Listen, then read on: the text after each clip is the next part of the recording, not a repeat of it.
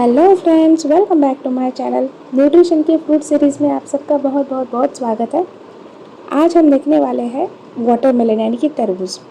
तरबूज एक बेहतरीन फ्रूट है। आज हम जानने वाले हैं तरबूज में कौन कौन से न्यूट्रिशंस होते हैं, तरबूज खाने के क्या फ़ायदे हैं, ज़्यादा खाने से क्या नुकसान हो सकता है और ऐसी कौन सी चीज़ें हैं जिनके साथ वाटरमेलन या तरबूज को बिल्कुल भी नहीं खाना चाहिए।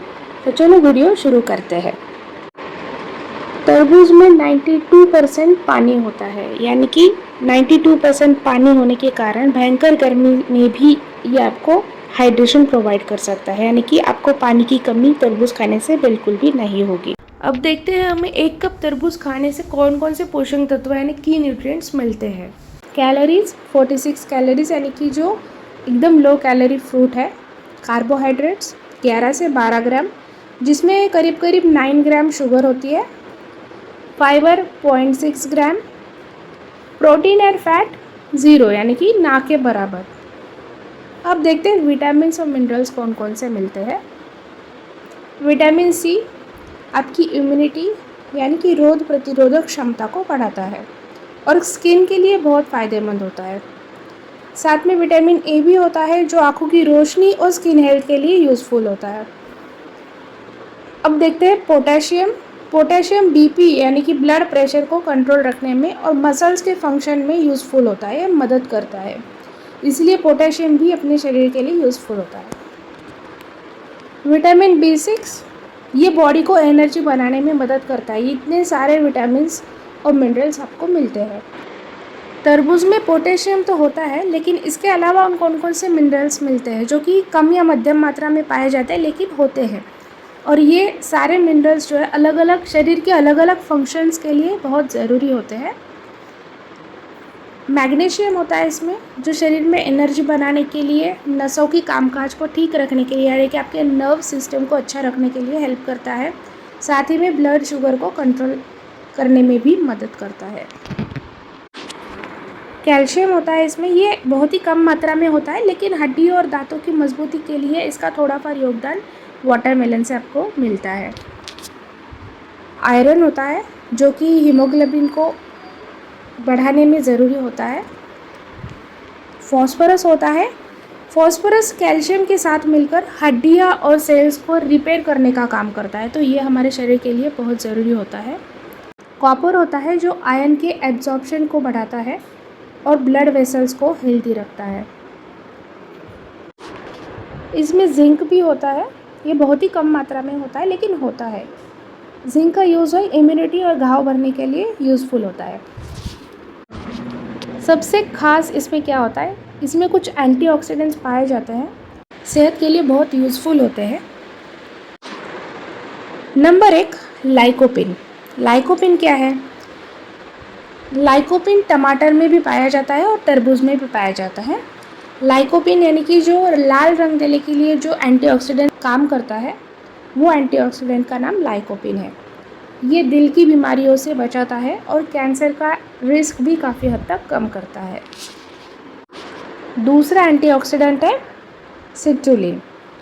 सिट्रुलिन क्या है? सिट्रुलिन एक अमीनो एसिड है जो ब्लड सर्कुलेशन को बेहतर बनाने में हेल्प करता है। यानी कि जब भी आप कोई वर्कआउट करते हैं जिम के बाद, जो भी हमें मसल्स में पेन होता है या सोरनेस या फिर सूजन होती है, वो कम करने के लिए यूज़फुल होता है। इसीलिए आप अगर जिम या वर्कआउट के बाद वाटरमेलन या फिर तरबूज खाते हैं तो आपको काफ़ी हद तक आराम मिल सकता है। तरबूज का लाल वाला हिस्सा तो हम खाते ही, यानी कि जो तरबूज का पल्प होता है वो तो हम खाते ही हैं, लेकिन इसके अलावा इससे क्या क्या मिल सकता है? तरबूज के बीज, इसमें भी बहुत ज़्यादा मात्रा में मैग्नीशियम, आयरन, प्रोटीन होता है, इसलिए उन्हें भी सुखाकर खाया जा सकता है। तरबूज के बीज में आयरन और जिंक भी होता है। जो वाटरमेलन का पल्प होता है, लाल वाला जो हिस्सा होता है, उसके मुकाबले कई ज़्यादा गुना आयरन और जिंक इसके बीजों में होता है। अब आते हैं तरबूज के उस हिस्से पर जो जनरली लोग खाते नहीं है, उसे फेंक देते हैं, लेकिन वो असली पावर हाउस है विटामिन्स मिनरल्स का।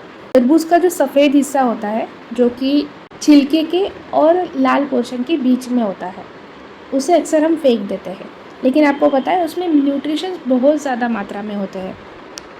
हमने जो देखा सिट्रुलिन बहुत ज़्यादा क्वांटिटी में सफ़ेद हिस्से में होता है, इसलिए उसे फेंकना नहीं चाहिए। साथ ही में उसमें भरपूर फाइबर होता है, विटामिन सी होता है, विटामिन B6 होता है और पोटेशियम भी मिलता है। इसका यूज़ हम कैसे करें?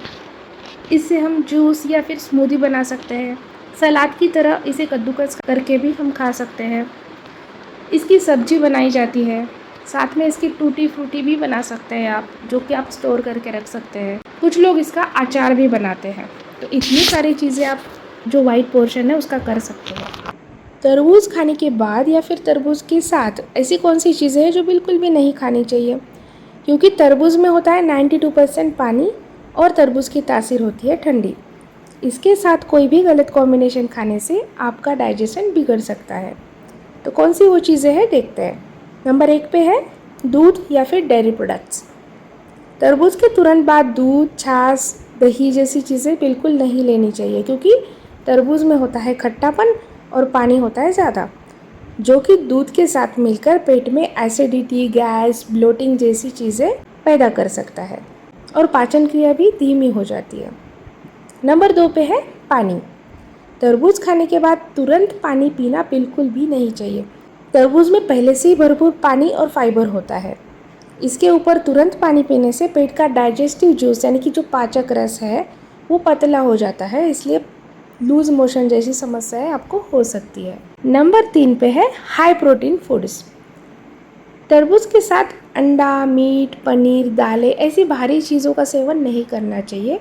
तरबूज बहुत ही जल्दी पच जाता है, जबकि प्रोटीन को पचने में समय लगता है और ये दोनों का जो पाचक टाइम है वो अलग अलग होने के कारण पेट में भारीपन या फिर बदहजमी का कारण ये बन सकता है। नंबर 4 पे है तली भुनी चीज़ें। तरबूज खाने के तुरंत बाद समोसे, पकोड़े या फिर कोई भी ऑयली खाना नहीं खाना चाहिए। तरबूज का पानी और इन सारी चीज़ों में जो ऑयल यानी कि फैट होता है, दोनों डाइजेशन का प्रोसेस स्लो कर देते हैं, जिससे जी मचलाना या फिर पेट दर्द भी हो सकता है। अब देखते हैं कौन सी ज़रूरी बातें हैं जो आपको पता होनी चाहिए। नंबर 1, तरबूज और बाकी खाने के बीच में कितना गैप रखें? 30 to 40 मिनट्स का गैप होना चाहिए। रात में तरबूज नहीं खाना चाहिए। तरबूज में ऑलरेडी पानी और नेचुरल शुगर बहुत ज़्यादा होती है, जो रात में पचने में लिए भारी होती है।